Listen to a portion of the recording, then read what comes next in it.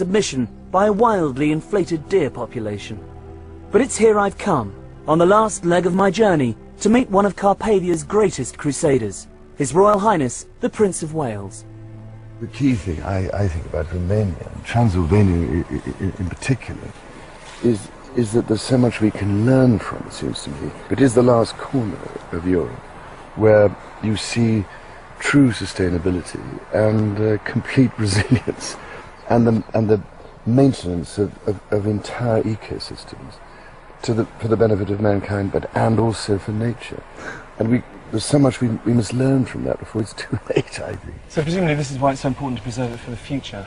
Well, I think so, but you know, people will say, oh, well, you know, she's just trying to preserve things in aspic, or you're trying to prevent progress and so on. But you'd think by now we might have learned a few lessons from the things that have gone wrong with an agri-industrial approach to everything. Because the great thing, it seems to me, about Transylvania is the combination of natural ecosystems, the forests and the agricultural areas, together with the human cultural systems.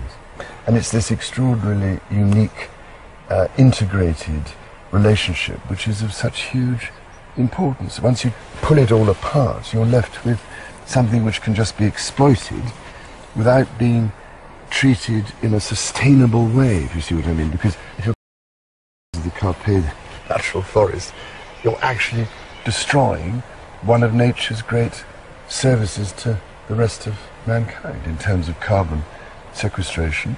Given the fact that the rise of industry and agriculture has led to the almost total destruction of the Great Forest of Caledon here in Scotland, do you think that there's a way of stopping the same thing from happening in Romania? Well, we should be clever enough, wouldn't you think, by now, and wise enough to realize that some possible lessons to be learned in avoiding that from happening. But otherwise, if we just go on the same way, you end up with destruction occurring, and then people later on are saying, hang on a minute, you've got to try and put this back. What is the point of running into a proverbial brick wall, this time of such a painful sort, that by the time we realize that we have to redesign our food systems and put nature back at the heart of the whole process in order to provide us with what we take for granted, how are we going to be able to put it back? Yeah. So I think Transylvania is an absolutely key issue that has to be addressed. What do you love the most about Romania? It's the timelessness of it, which is so remarkable.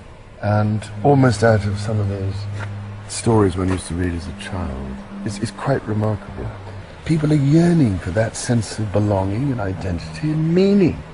And we have to rediscover some of these aspects of the way we produce food and live with and maintain and give back to nature if we are to make sure this whole system continues.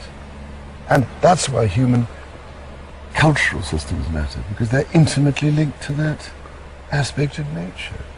It's in us, but we've somehow denied it and thrown it away and said it doesn't matter, it doesn't exist, it's irrelevant. Nourishes the soul and the heart, absolutely. That's what Romania does for you.